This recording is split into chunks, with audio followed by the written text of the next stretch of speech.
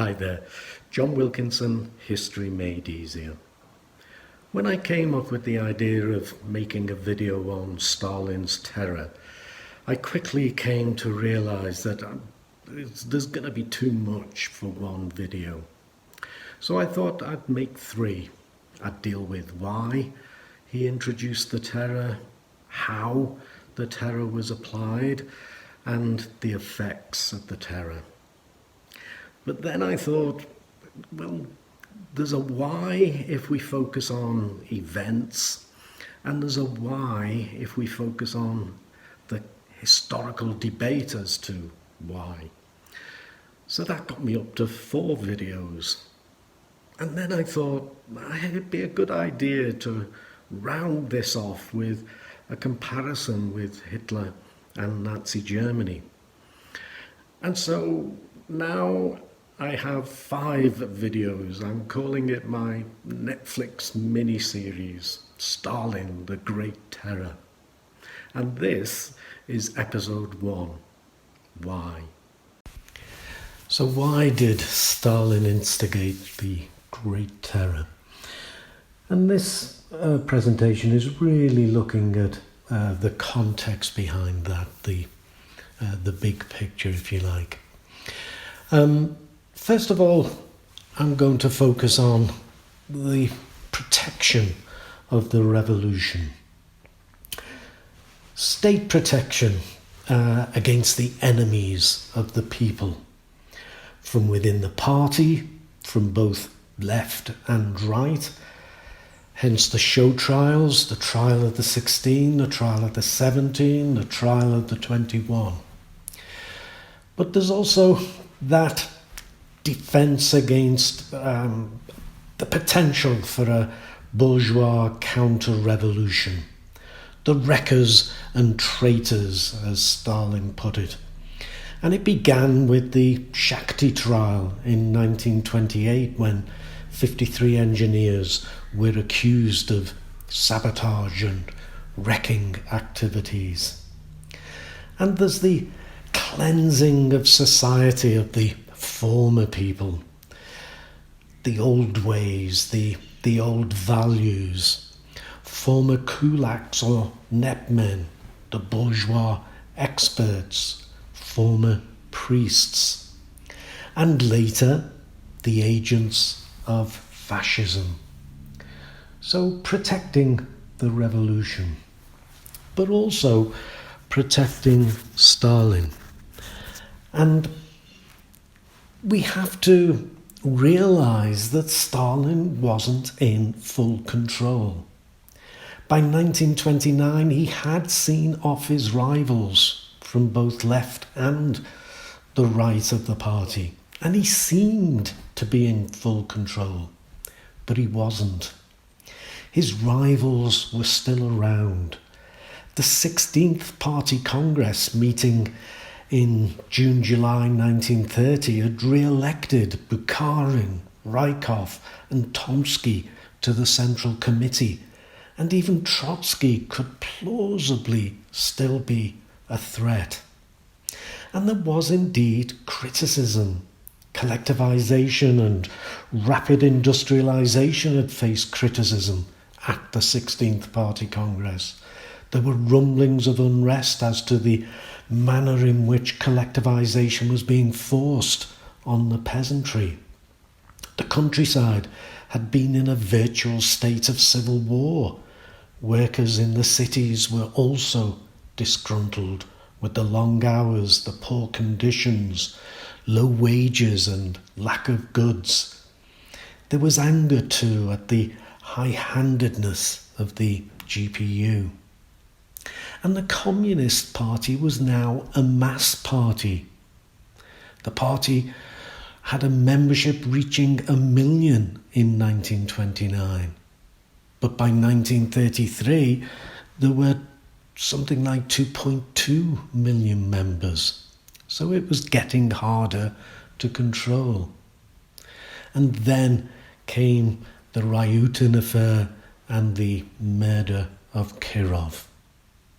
Ryutin on the right of the party wrote a document that was circulated amongst members of the Central Committee, calling for the end of forced collectivization and reduced investment in industry, the rehabilitation of the defeated united opposition, including Trotsky, and it called for the dismissal of Stalin.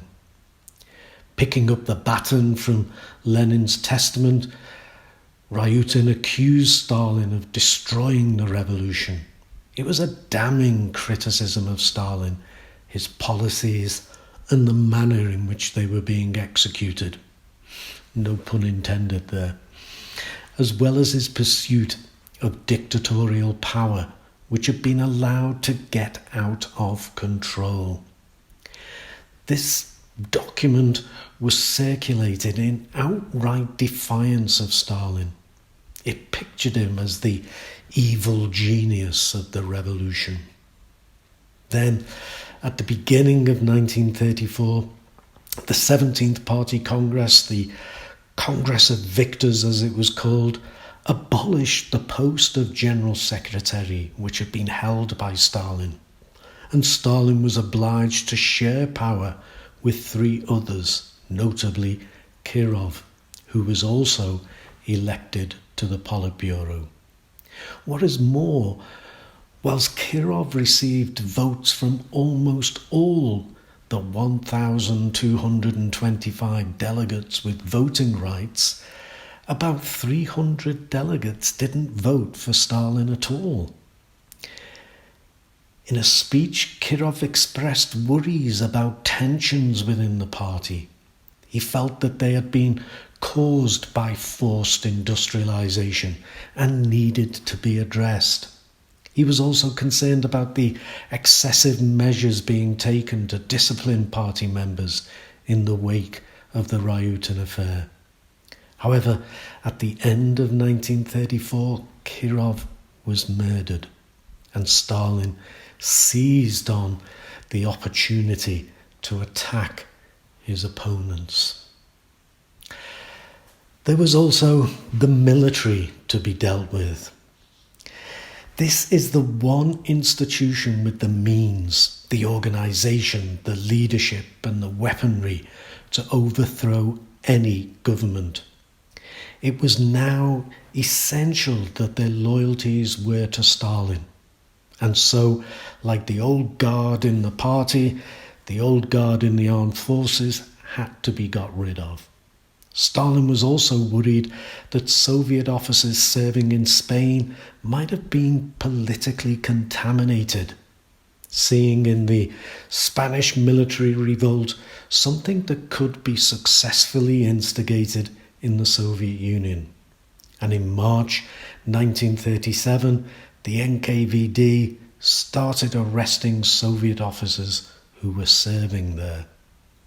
There had also been links with German nationalists when the Soviet Union had collaborated with Germany before 1933, and Hitler's rise to power and the Anti-Comintern Pact that had been signed between Germany and Japan in November 1936 had left the Soviet leadership jittery. 40 years later, Molotov was still convinced that the NKVD had indeed unearthed a plot, and that a group in the military headed by Tukhachevsky, the commander-in-chief of the army and deputy commissar for defence, were indeed preparing a coup. And we have the lower ranks of the party and the masses of Soviet Russia's society. There were charges made of sabotage. Charges of sabotage against managers and workers. These were intended to have the effect of sharpening minds and attitudes with respect to the 5-year plans. The academic and legal professions were targeted too. And socially dangerous elements or socially harmful elements were identified. and targeted. These could include criminals with past sentences, those with records of hooliganism or pimping, beggars, or anyone without a regular job. Juvenile delinquents, even minors, were also included. But there was also the settling of old scores or securing jobs as the momentum of the repression developed. Denunciations became particularly common among ordinary people, and it is now felt that the greatest number of victims came from the middle and lower ranks of society, as many tried to prove their loyalty by denouncing others. Some also saw it as a way of settling those old scores or securing for themselves those jobs, the jobs of those who were being purged. Once a name was on a list, there was no appeal to be made, and executions would happen very quickly. But there was also the threat of war, and that only increased suspicion.